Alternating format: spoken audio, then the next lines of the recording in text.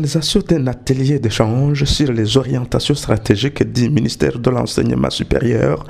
et de la Recherche scientifique pour l'opérationnalisation d'une plateforme de tous les acteurs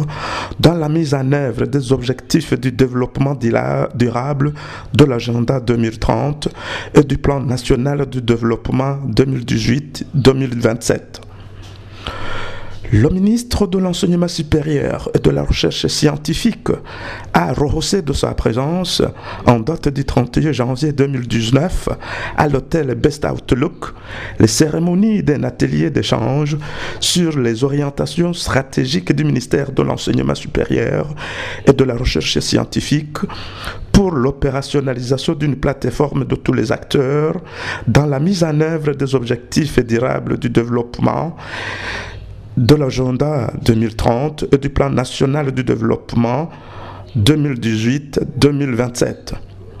Dans son mot d'accueil, le secrétaire exécutif et permanent de la Commission nationale de la science, la technologie et l'innovation, en même temps président de la commission qui a organisé cet atelier,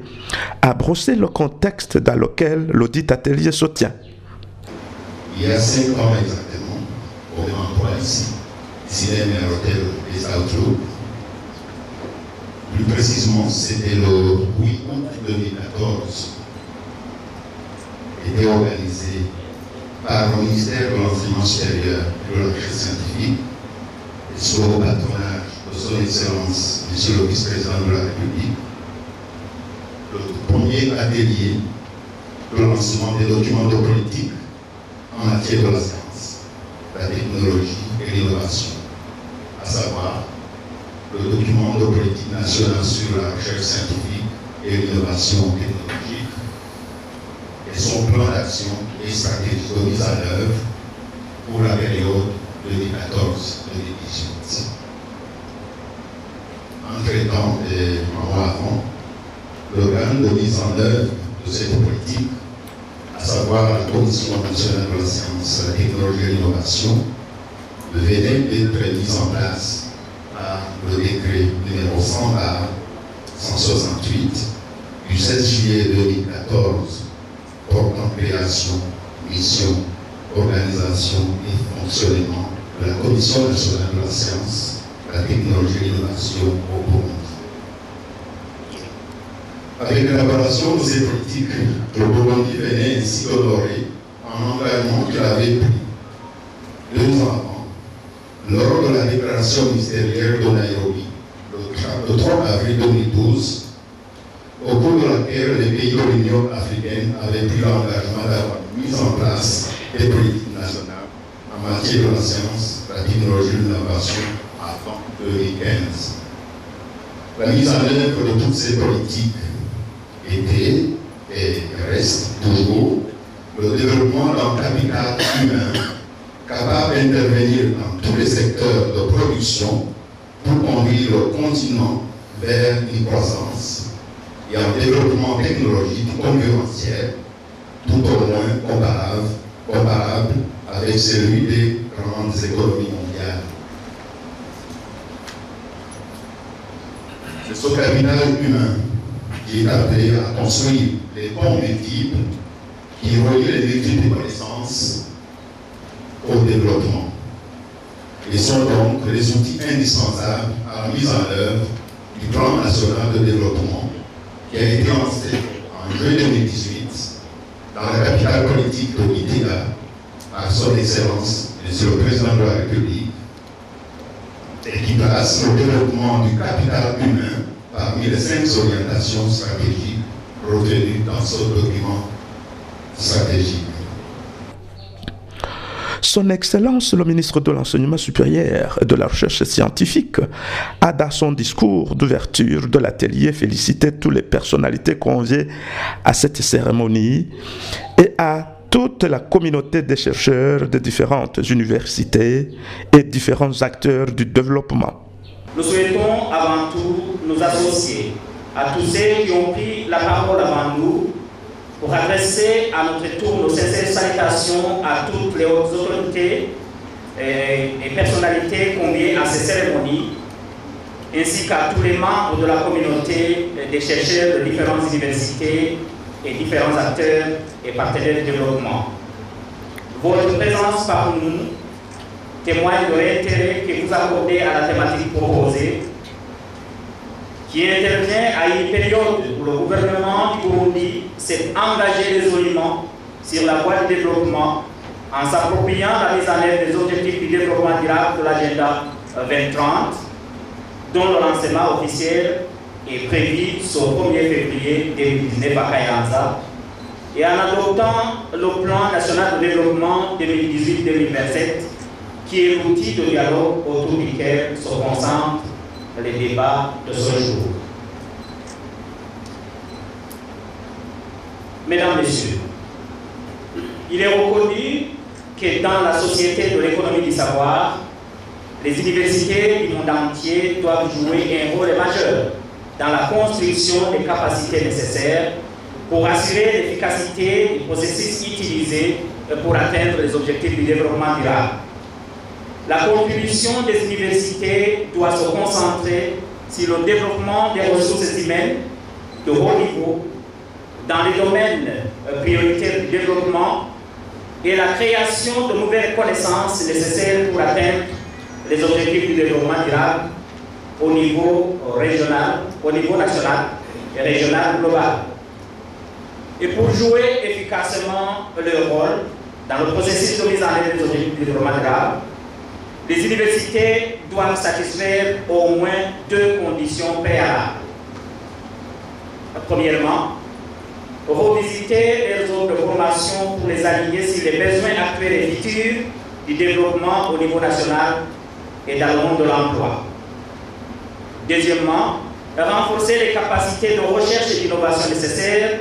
en particulier dans les domaines de la science et de la technologie, afin de créer de nouvelles connaissances nécessaires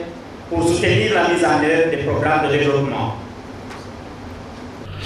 Le ministre de l'Enseignement supérieur et de la Recherche scientifique a mis dans le bain les participants. À quoi va servir cette plateforme? Le développement, c'est une affaire de tous. Et tous, nous devons nous impliquer chacun à son niveau. Au niveau de l'enseignement supérieur, on a remarqué qu'il y a un décalage entre le monde universitaire et le monde de l'entreprise, le secteur de production. Et on a senti qu'il y a de l'expertise qui est non exploitée, de l'expertise qui est disponible dans les centres de recherche, de l'expertise disponible dans les universités. Alors qu'il est indispensable pour la mise en œuvre des objectifs du développement durable d'une part, mais également du plan national de développement. Et c'est comme ça qu'on a imaginé de créer une plateforme où se réuniront les universitaires, où se réuniront les entrepreneurs, où se réuniront les organisations internationales, tous les partenaires du développement, pour que dans ce cadre-là, on puisse imaginer une manière d'améliorer nos pratiques, de changer nos pratiques. Je donnerai un exemple, par exemple, du monde de l'emploi, des entreprises qui se lamentent, qui disent que voilà, les profils que nous recevons actuellement des universités ne sont pas appropriés. Mais nous leur disons, écoutez, venez, dites-nous, aidez-nous à définir le profil que vous souhaitez et nous, on va le former et participer dans tout ce processus. Et cela compte également pour la recherche. Il y a des problématiques des entreprises pour lesquelles, même des administrations publiques, et des problématiques pour lesquelles on invite des consultants étrangers qui viennent faire un travail et qui, paradoxalement, à un certain moment, ils sous-traitent même. Au final, on va se rendre compte que la consultance a été effectuée par du personnel local qui était finalement disponible. Alors, pour nous, la valorisation de cette expertise locale, qui, bien sûr, ne pourrait pas couvrir toute la demande nationale, mais qui, en tout cas, pourrait couvrir à un certain niveau, est moins chère d'abord, et puis elle garantit une mémoire institutionnelle. Ça reste disponible, les données qui ont été collectées par un centre de recherche national, et ils peuvent être exploités plus tard. Et au-delà de cela, nous estimons qu'on pourrait se compléter avec les entreprises, les sociétés, avec tout le secteur de production pour pouvoir agir en synergie pour le développement. Mais il manque ce pont. Et c'est ce pont qu'on a imaginé sous forme d'une plateforme et qui pourrait réunir tout ce monde-là et qui pourrait directement contribuer à booster la mise en œuvre, que ce soit de l'agenda 2030 ou des objectifs du plan national de développement pour le Burundi 2018-2027. À la question de savoir s'il y a collaboration entre l'enseignement supérieur et les entreprises tant publiques que privées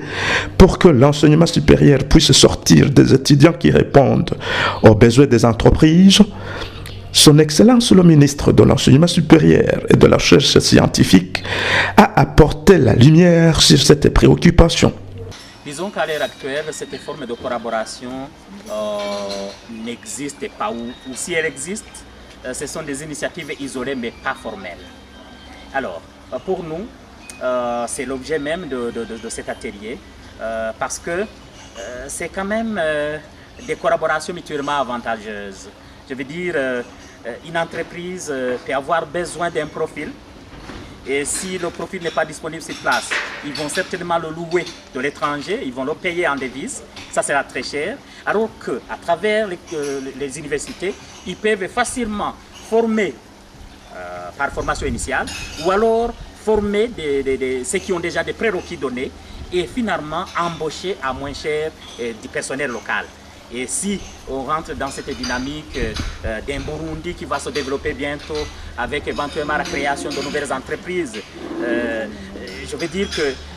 nous nous sentons interpellés. Nous nous sentons interpellés et c'est pour ça que nous avons fait le premier pas pour pouvoir, disons,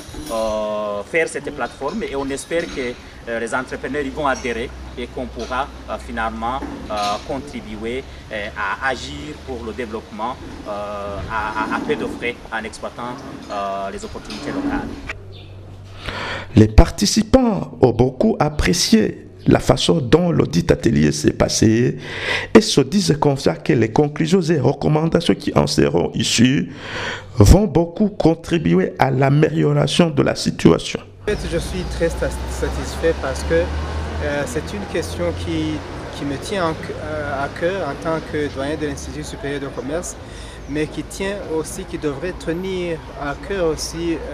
tout éducateur dans le domaine de l'enseignement supérieur. Parce que sans la collaboration entre les entreprises et les universités, il n'est pas possible de professionnaliser les enseignements.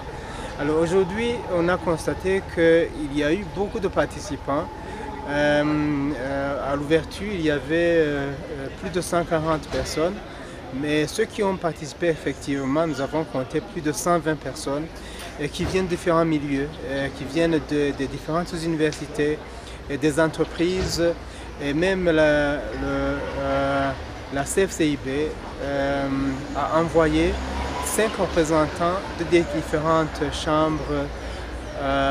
sectorielles. Alors c'est pour vous dire que je suis très satisfait du résultat qu'on a pu atteindre